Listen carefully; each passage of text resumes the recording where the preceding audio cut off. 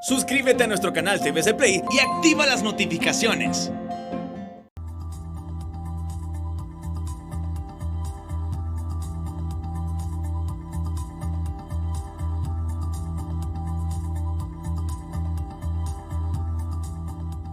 Muy buenas, bienvenidos al banquillo, gracias por estar con nosotros. Les saludamos en esta entrega especial. Hoy revisamos varios aspectos de la vida nacional, tema seguridad, política, educación y actividad social en el país. Nos acompaña la exrectora universitaria Julieta Castellanos, a quien le damos la bienvenida. Señora rectora, un gusto saludarle.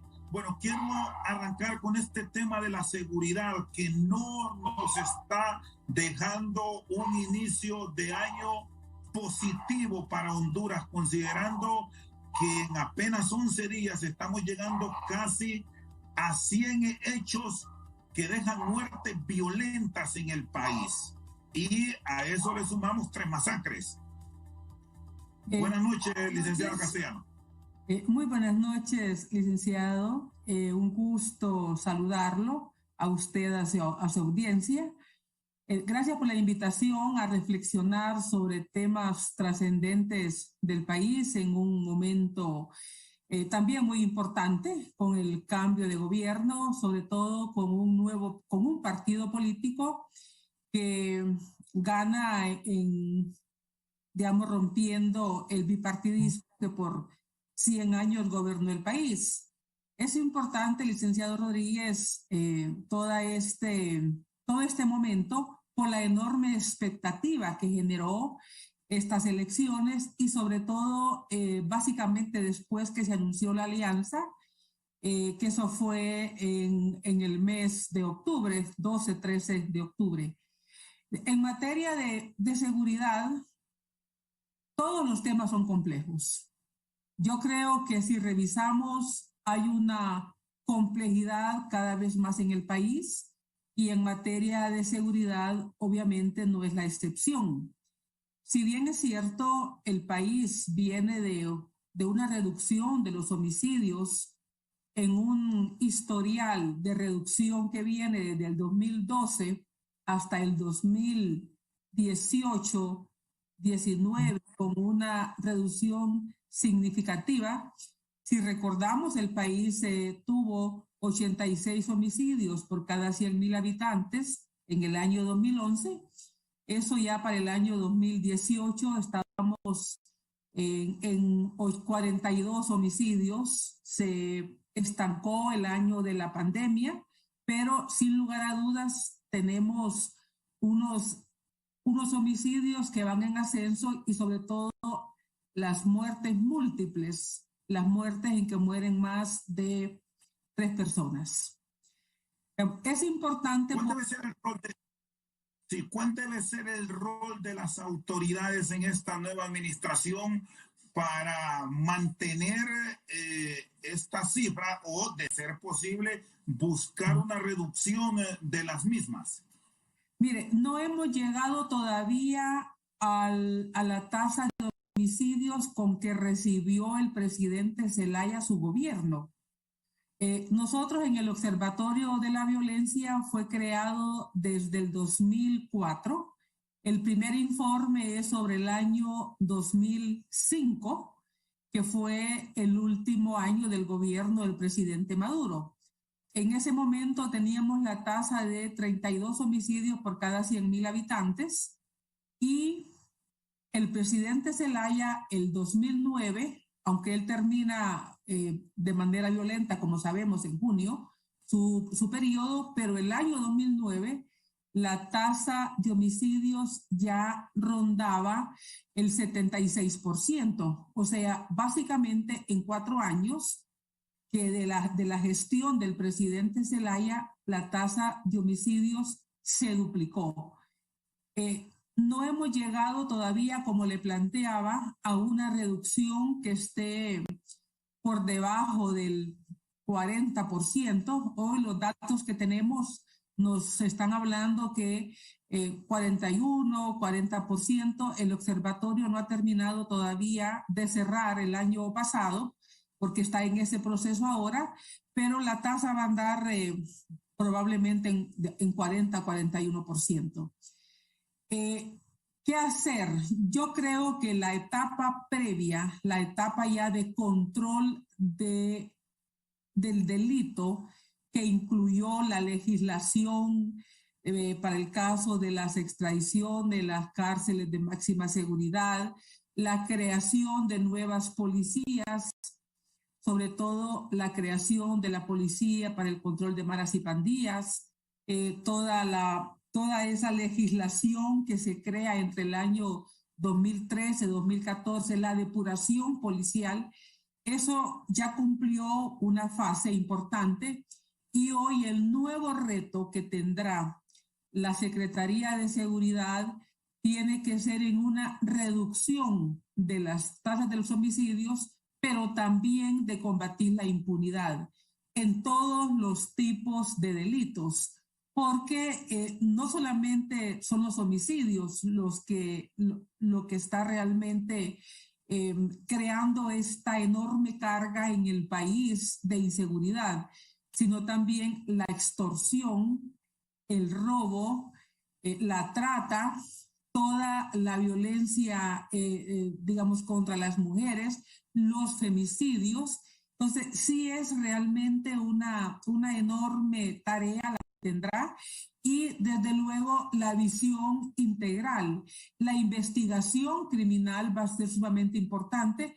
Es cierto que se han mejorado los laboratorios de criminalística y la DPI tiene una función de investigación importante. Hay que recordar que a la policía se le deja la investigación de los casos de menos impacto y al Ministerio Público se le dejan los casos de gran impacto. Entonces, sí, la DPI tiene que jugar ahí un enorme papel en este caso, y de la Secretaría de Seguridad, del ministro de Seguridad que nombre y del equipo que esté al frente, va a depender si hay retrocesos más de lo que ya hemos tenido o si hay un avance en el control y la prevención del delito.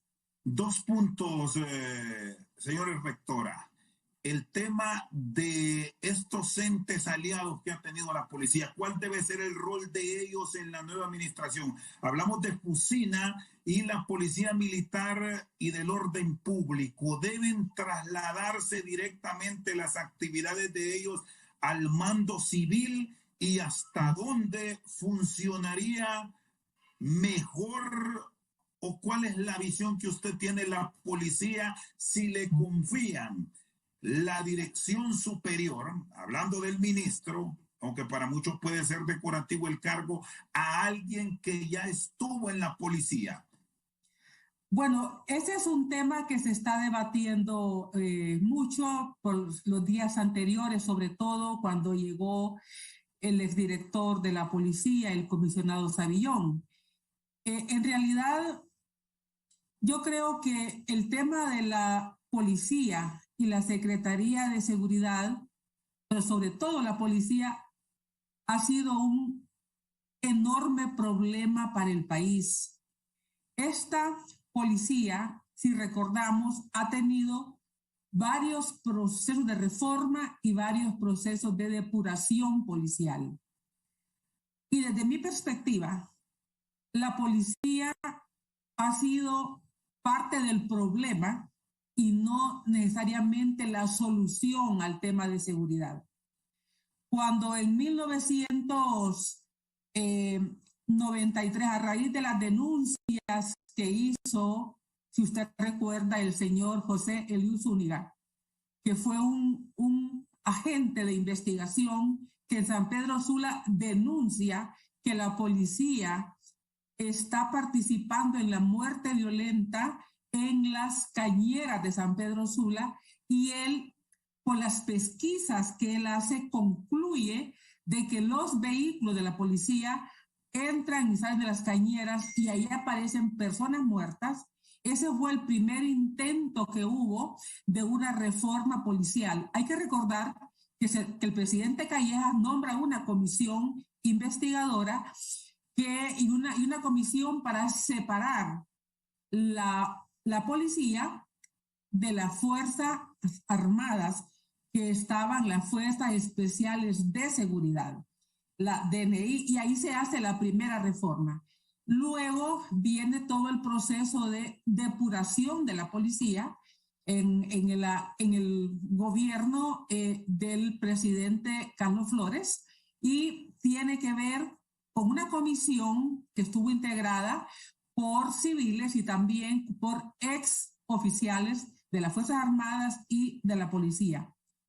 Esta comisión la preside don Hernán Corrales Padilla, el doctor Corrales Padilla, y hay que recordar todo aquel proceso de las armas de Naco, que supuestamente en aquel batallón se almacenaban armas que estaban en tráfico de armas.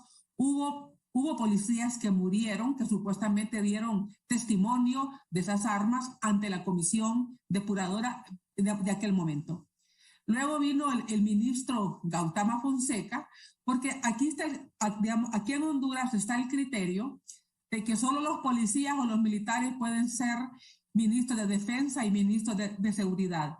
Yo quiero reconocer que el presidente Carlos Flores nombró la primera mujer en la Secretaría de Seguridad, que fue doña Elizabeth Chusierra, la abogada Chusierra, y luego también el abogado Gautama Fonseca, pero además nombró a un civil ministro de Defensa, que fue don Edgardo Dumas Rodríguez.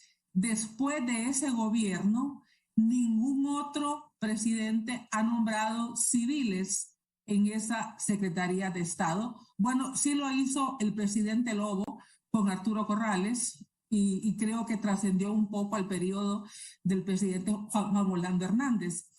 Pero hay el concepto de que sean civiles, perdón, de que sean militares o que sean policías los ministros de seguridad. ¿Cuál es el problema? Que la Secretaría de Seguridad y la policía no ha sido capaz de dar seguimiento, de hacer una correcta de auditoría y seguimiento al desempeño de sus oficiales, y la policía la penetró el crimen. Digamos, la policía sirvió al crimen organizado, le dio protección para que moviera la droga, para que la sacara del país, le sirvió, inclusive hay denuncias de sicariato, o sea, para el crimen, y eso lo estamos viendo por los testimonios de la gente que está en Nueva York. Y era una policía dirigida.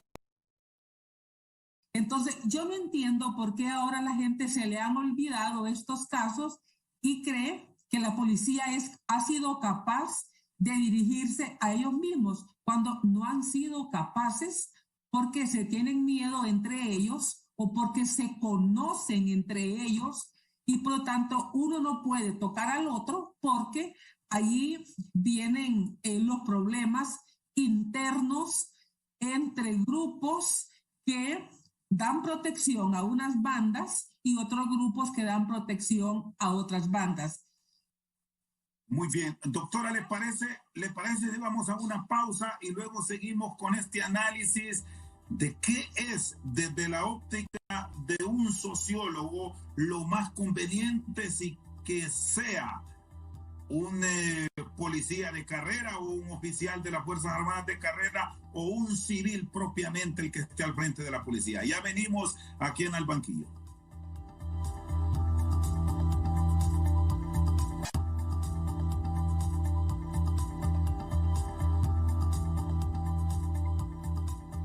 Seguimos esta noche al banquillo. Está con nosotros la ex rectora universitaria Julieta Castellano, bajo el escenario que estamos viviendo en Honduras, la coyuntura que nos va a permitir, después de 200 años de independencia, que nos gobierne una dama. ¿Qué es lo más conveniente? Policía y defensa en manos de un civil propiamente como ministro, o seguir con estos digamos, experimentos que hemos vivido en los últimos años. ¿Cuál es su visión? Digamos, yo creo que el presidente que tuvo una claridad muy importante sobre lo que significaba la desmilitarización de la sociedad, y esa división de roles fue el presidente Carlos Roberto Reina.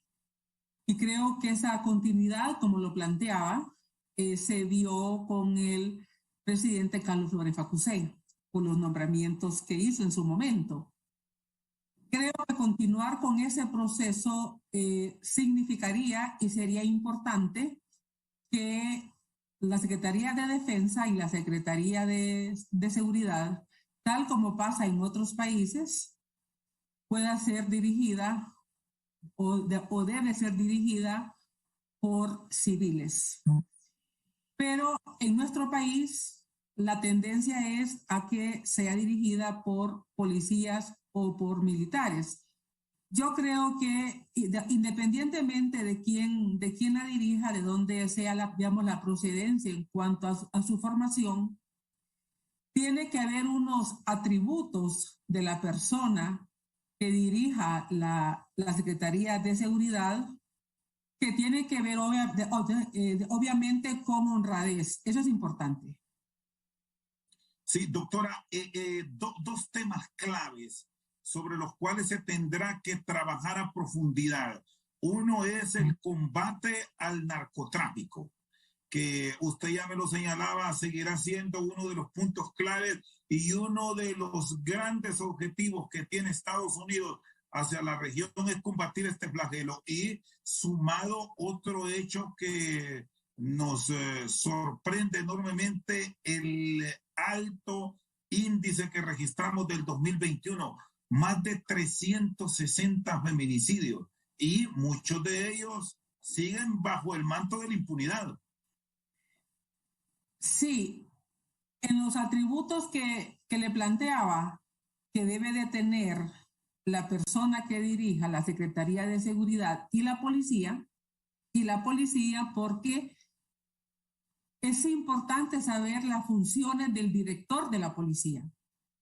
Tiene que ser una persona que esté dispuesto a enfrentar a estos carteles del crimen organizado. Eso es clave.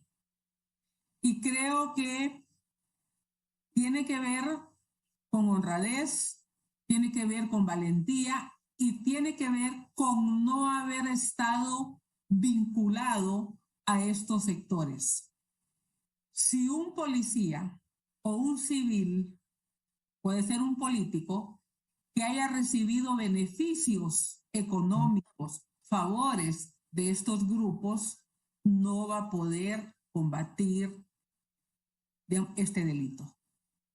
Por lo tanto, los que van a gobernar a partir del próximo 27 de enero tienen que tener la claridad que Estados Unidos sabe, tiene información, ha estado en el país por muchos años, por décadas, ha colaborado en investigaciones, sabe quiénes están vinculados.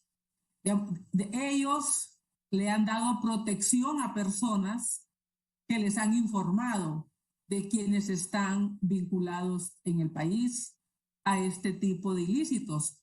Por lo tanto, no hay forma de evadir que el país tiene que enfrentar este problema. Y si llegó el momento, licenciada Castellanos, llegó el momento de una legislatura puntual para el tema de las extradiciones y dejar de depender de un auto acordado. Bueno, en realidad no sabría decirle la profundidad de la legislación que hoy tenemos para combatir este flagelo. Lo que sí vemos que Estados Unidos, como no confía en la justicia del país, entonces lo juzga fuera. Ese es un caso que el país tiene que seguir viendo. Y ahí pueden haber varios casos. Los policías que investigan un caso pueden tener miedo, están desprotegidos, los jueces que sentencian igual.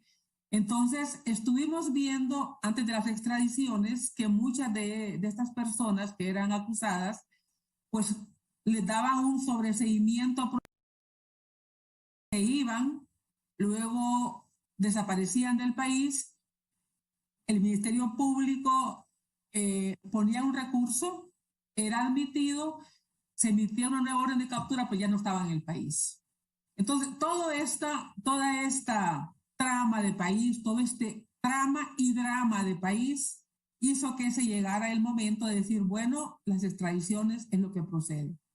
Yo no quiero pronunciarme al sentido porque no es realmente mi formación, pero sin lugar a dudas, a esta altura que el país ha caminado en combatir este delito, es realmente, no se puede escapar. Digamos, Honduras no puede evadir enfrentar este problema y por lo tanto, quien asuma la Secretaría de Seguridad, sea civil, sea un ex militar o un ex policía, no va a poder evadir, enfrentar estas investigaciones, estas capturas. Yo creo que es un cargo que no es fácil y tampoco es fácil escoger quién lo va a ocupar. Me imagino Sí. toda esta situación. Sí, ¿y cómo deberá aprovechar la nueva administración del país esta coyuntura que se presenta con Estados Unidos? Porque como nunca antes se vio en los últimos 12 años, estamos logrando una cercanía histórica con la administración Biden. De hecho, se ha anunciado en las últimas horas ya de forma oficial que la vicepresidenta de Estados Unidos, Kamala Harris, estará en la asunción al poder de Xiomara Castro este 27 de enero. Esto no se daba en Honduras desde mediados de los 80 con la visita de George Bush, en aquel entonces vicepresidente de Ronald Reagan. ¿Cómo aprovechar esta cercanía y esa muestra de buenas relaciones que aparenta en este instante Estados Unidos con Honduras? Yo creo que las lecturas pueden hacerse de diferentes miradas. La región centroamericana es una región que no es la de hace 10 años, es una región que se percibe de retrocesos democráticos, además de problemas económicos y sociales de una magnitud enorme. Cuando hablamos de retrocesos democráticos, estamos hablando de claro retroceso democrático en Nicaragua, de un riesgo de retroceso también democrático en El Salvador, de Honduras, que la reelección presidencial y las reformas y los casos de esa cada vez menos clara separación de poderes, igual de retrocesos democráticos. Creo que Costa Rica sí es un país de fortalezas democráticas. Ese es un riesgo. El otro riesgo es la presencia de China en la región, que cada vez es mayor. Un tercer problema, la migración, que para Estados Unidos es de los problemas más importantes, porque es de los temas que tiene la mirada no solamente el Partido Republicano en la administración del señor Biden, sino también el mismo Partido Demócrata. Los problemas económicos que se agudizan por la pandemia, la cantidad de empleos que se pierden con la pandemia y la informalización del trabajo, que es cada vez mayor, la reducción de la inversión extranjera, digamos, los desastres que provocó los huracanes ETA y OTA. Entonces, todo esto hace, y no digamos el tráfico de drogas que sigue pasando por Honduras. Entonces, si vemos todos estos problemas de Honduras, son también en diferentes formas problemas de la región. Y por lo tanto, ese interés de la administración Biden en este momento tiene que ver con esta cantidad de problemas, que también incluye el combate a la corrupción, porque la administración Biden valora que si estos problemas se empiezan a resolver, la migración puede disminuir y para ellos eso sería un gran alivio porque fue parte de las promesas y de los temas que más le dio al expresidente Trump esa gran vitrina, cómo trató la migración, sobre todo para los supremacistas blancos y para este sector conservador de Estados Unidos. Muy bien, vamos a ir a una pausa y cuando regresemos quiero escuchar de usted como especialista en el área social. ¿Qué debemos puntualmente solicitarle a la señora Kamala Harris y a muchos otros dignatarios que estarán llegando al país con los cuales mantenemos relaciones en aras de salir adelante en este momento crítico de la economía de nuestro país? Ya volvemos.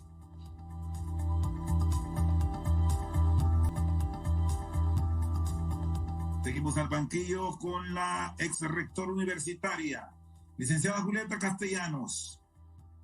¿Qué solicitar a los dignatarios que llegan? Y bueno, seguimos con Estados Unidos porque es nuestro gran socio comercial. Las relaciones no han estado bien con la Unión Americana. Incluso ahora tenemos la oportunidad de tener en los próximos meses ya una embajadora en la capital hondureña. Bueno, yo creo que la presencia de la señora vicepresidenta de Estados Unidos, la señora Harris, y de otros presidentes del continente que he escuchado que vienen, es importante porque marca el énfasis, creo yo, en el mensaje del necesario fortalecimiento a la democracia. Yo creo que eso es importante porque hemos hablado de los riesgos de retrocesos democráticos y de la instalación de gobiernos autoritarios en la región. Creo que eso es un mensaje importante. Y yo más bien hago la pregunta a la inversa: ¿qué va a hacer el próximo gobierno para enviar mensajes de confianza a la comunidad internacional sobre el fortalecimiento a la democracia? ¿Cuáles van a ser los pilares en los que se va a sustentar el gobierno de la señora Castro, que van a enviar mensaje de confianza a la comunidad internacional, pero también al mismo tiempo que dé confianza y satisfacción a las personas que votaron por un cambio en el país, por un cambio real en el país? Porque los 1.700 millones de votos que recibe la alianza es realmente un significado de cambio. Y creo que eso es importante, ver cómo el Partido Libre, que obviamente va a tener el peso de la conducción del Ejecutivo, y el grupo parlamentario más grande en el Congreso, van a levantar y cómo van a convertir esas propuestas que hicieron en la campaña en políticas públicas. Y creo que ahí es donde va a estar de la comunidad internacional, porque dentro de los planteamientos que hace Libre nosotros encontramos elementos para diferentes sectores, con diferentes mensajes. Y creo que de la habilidad, de la estrategia, del conocimiento, del equipo que Libre escoja junto con el Partido Salvador de Honduras para gobernar, de allí va a depender. Las propuestas van a despertar la confianza internacional para el caso, el combate a la corrupción. Este es un tema que está en la propuesta. Inclusive se dijo, queremos una instancia como la Comisión contra la Corrupción y la Impunidad de Guatemala. Sí.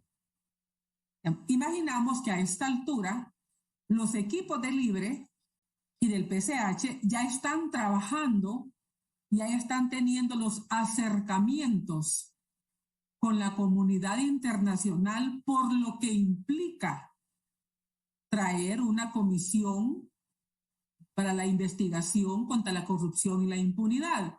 Eso requiere de Naciones Unidas, requiere de la comunidad internacional y requiere que hayan países que estén dispuestos a colocar fondos para una misión de esa magnitud. Esa será una propuesta importante, porque combatir la corrupción es fortalecer el Estado de Derecho.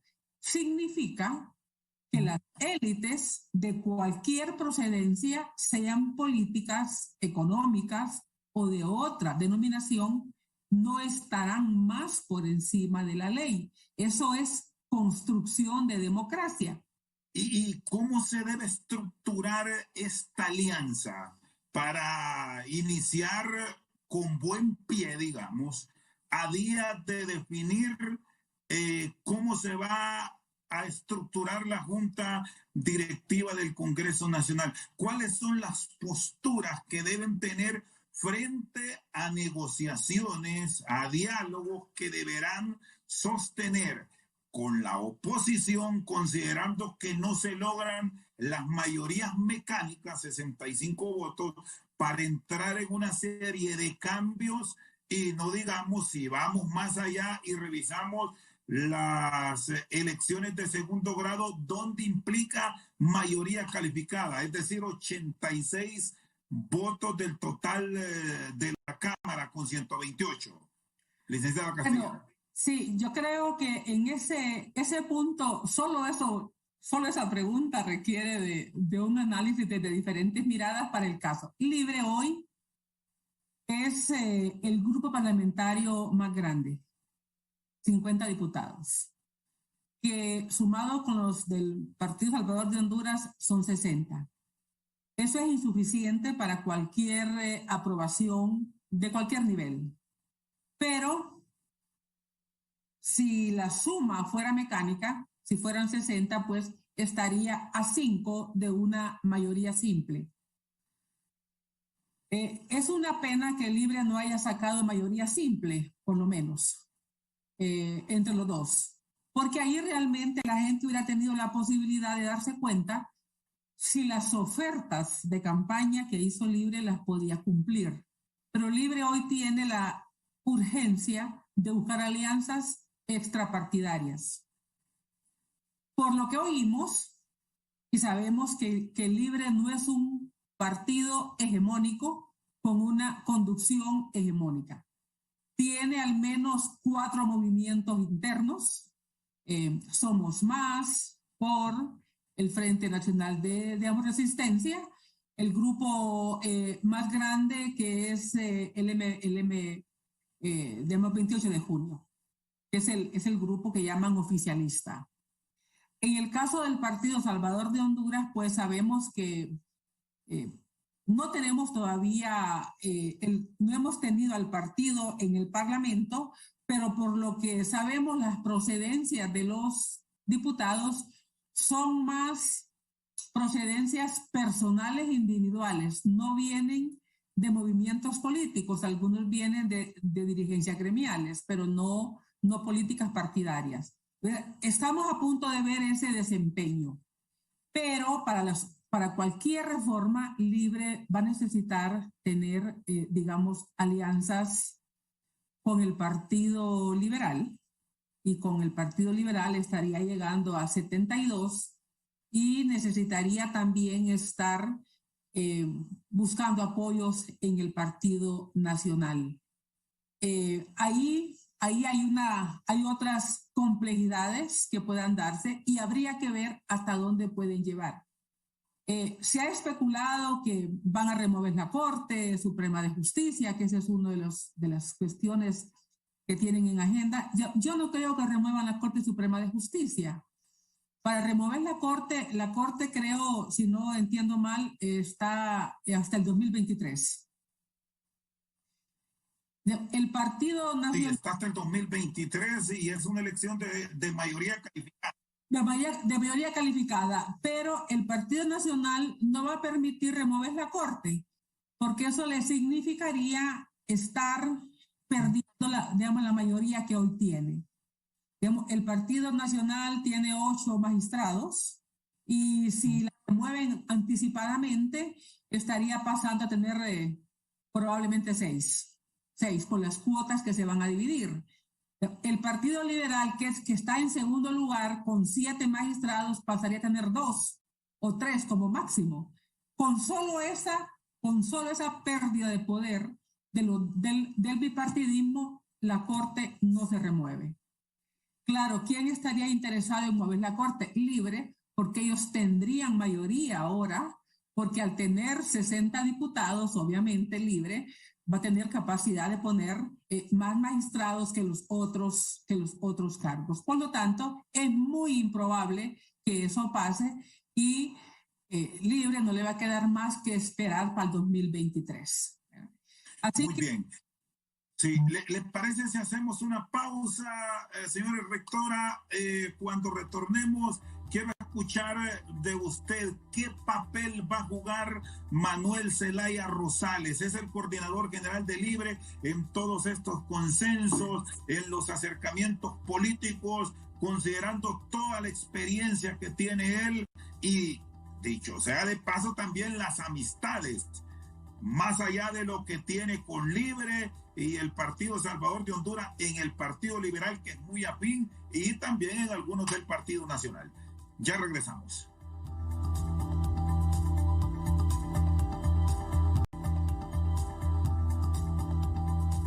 Seguimos al banquillo, está con nosotros la rectora universitaria. ¿Cuál será ese papel como componedor, acercando fuerzas, negociando? Porque al final esto es la política del expresidente Zelaya. Bueno, yo creo que usted lo ha planteado bastante bien. Él va a ser el gran negociador. Pero yo creo que Libre va a tener 2 tipos de negociaciones. Uno con la oposición que tenga en el Congreso, donde ahí va a ser realmente el centro de negociaciones, va a ser el Congreso. No solamente por la necesidad permanente que va a tener de estar buscando los votos que le faltan para aprobar cualquier iniciativa, sino también por la oferta que hizo Libre de campaña. Porque Libre hizo una propuesta audaz en el sentido positivo de la palabra, una propuesta muy para darle vuelta al modelo, para darle vuelta a muchas políticas que valoraban que no podían continuar. Y eso va a requerir de tener los votos para implementarla. Si no, Libre se va a vivir quejando de que no puede hacerlo porque no tiene los apoyos parlamentarios para hacerlo.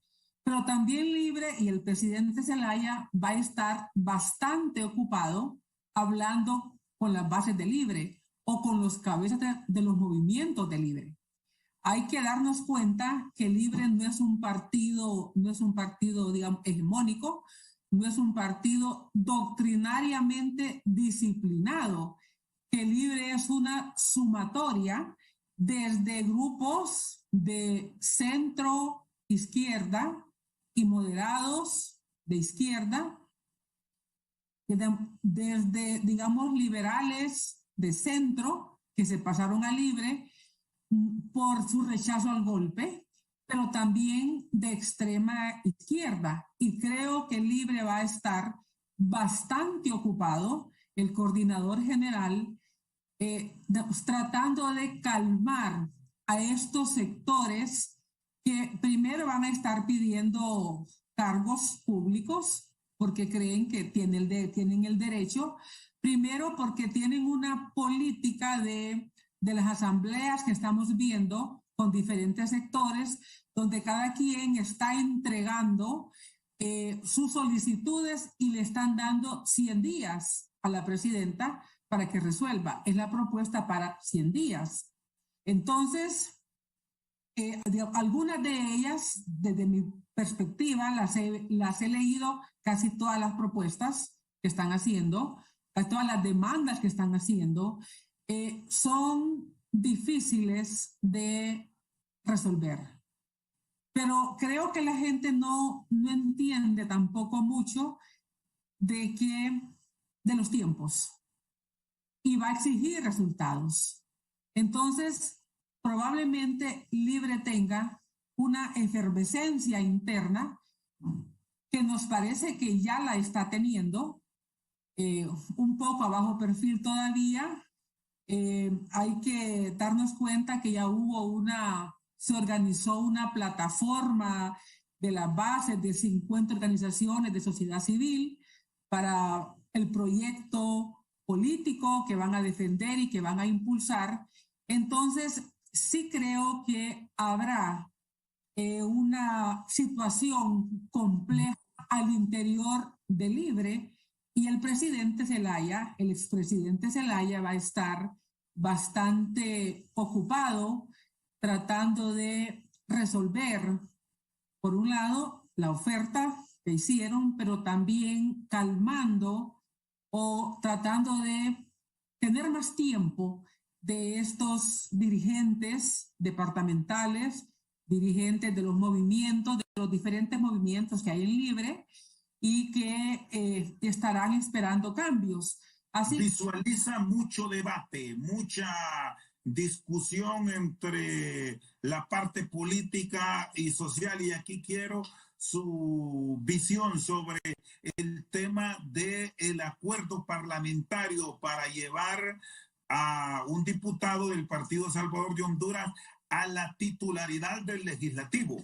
Bueno, yo creo que lo que estamos viendo es la capacidad de Libre de poder sentar a los diputados del partido y a los diputados de Salvador de Honduras y convencerlos de que esa propuesta que hicieron o la firma de esos acuerdos tiene que cumplirse exponiéndole las razones.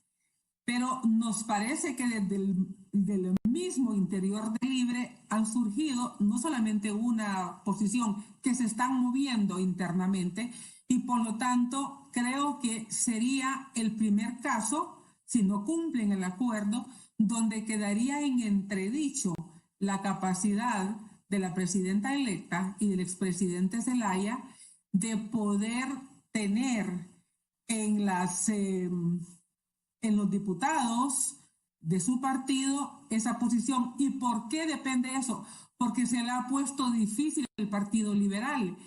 El Partido Liberal ha dicho, y se le ha puesto difícil en el buen sentido de la palabra también, cuando les dice, nosotros vamos a votar por el candidato que Libre proponga.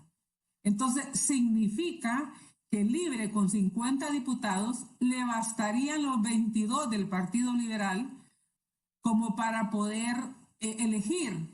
Y es más, aquí también vamos a ver quién dentro del Libre tiene la fuerza, si el M28 o si el Frente de Resistencia, que están impulsando a otros candidatos, porque significaría, si Libre, si el expresidente Zelaya no puede sostener la propuesta con los 22 diputados que ya tiene del partido, liberal, con los 10 de Salvador de Honduras, que supuestamente estarían con la propuesta de Salvador, estamos hablando de 32. Si no puede conseguir el resto para los 65, que son 33 diputados, ahí creo que estaríamos demostrando que es un grupo parlamentario débil, porque la debilidad viene por la imposibilidad de poderlos sentar como grupo parlamentario coherente y hegemónico. Cierro con usted, señora rectora, agradeciéndole que nos haya acompañado, hablando de otro tema también de interés y que este es también primera línea para Honduras, así como usted el tema de salud, porque seguimos en medio de pandemia, el tema educativo. Ya se tienen sentadas las bases para volver a una semipresencialidad a nivel del sistema público. Ya las universidades anuncian que en febrero arrancan clases presenciales. Estamos listos, vamos a un proceso de cambio en el sistema educativo, advierte en esta nueva administración. Bueno, yo lo que miro de positivo es que creo que es la primera vez que vemos a toda la dirigencia gremial alineada con un partido político. Por lo general, todos los gobiernos han tenido a los gremios como opositores. En este momento eso ha cambiado sustancialmente. Algunos que ya son diputados y otros que aspiraban a hacerlo y no salieron electos.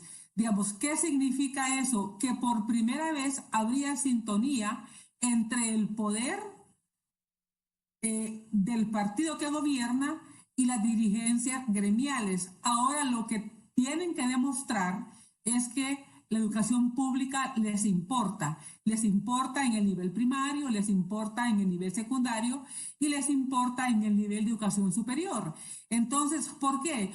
Porque es un momento importante, es un momento donde la sintonía entre el poder y los gremios pueden ser capaces de hacer la reforma educativa que ellos han planteado. Es la oportunidad que tienen los profesores de plantear, esta es la educación que nosotros creemos para que los sectores más pobres del país puedan realmente tener posibilidad de una movilidad social. Eso es lo que estamos a punto de ver y ojalá que no se traduzca nada más en beneficios gremiales del estatuto del docente, porque eso sería un fraude para las personas que están esperando en esta coyuntura una reforma educativa y que la educación pública importa. Muy bien, le agradezco, señora rectora, que nos haya acompañado, muy amable. Buenas noches, licenciado Rodríguez, un gusto. Con nosotros esta noche al banquillo la licenciada Julieta Castellanos. Por su sintonía, muchas gracias.